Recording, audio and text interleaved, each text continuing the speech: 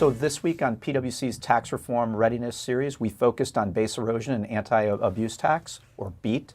And team, as you're thinking about the BEAT provisions and how to deal with them, what are some key takeaways that you've got for folks to be considering?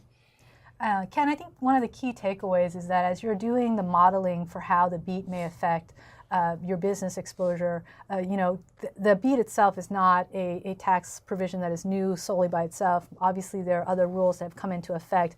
I think one of the things that taxpayers need to pay attention to is sort of the use of foreign tax credits. How does that impact the BEAT? The use of NOL deductions, and how does that affect the BEAT? The fact that you might have a GILTI inclusion that may also then be includable in your modified taxable income, and you don't have the benefit of all the foreign tax credits, how that might expose you to the BEAT.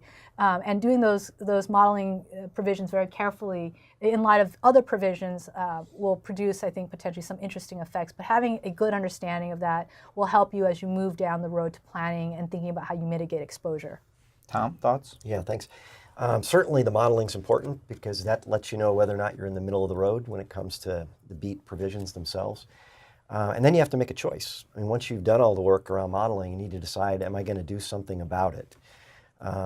And that's, I think, where companies have a really tough choice. And that's because the deck has been stacked against us to some extent, I think, that when you look at the broad anti-abuse provisions that accompany these rules, it's going to make it very difficult, I think, for taxpayers to go out and make a change in their business model or recharacterize some of their income, unless it's really the way they do business. Paige?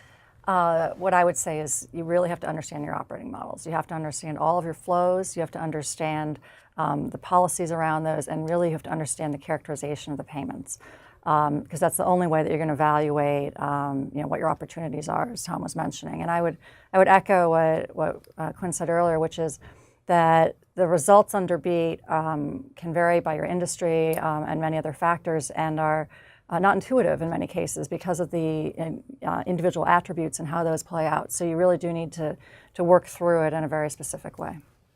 Great insights, team. For those of you who didn't tune into this week's webcast, please watch the replay. You can get more details from this team on how the BEAT works.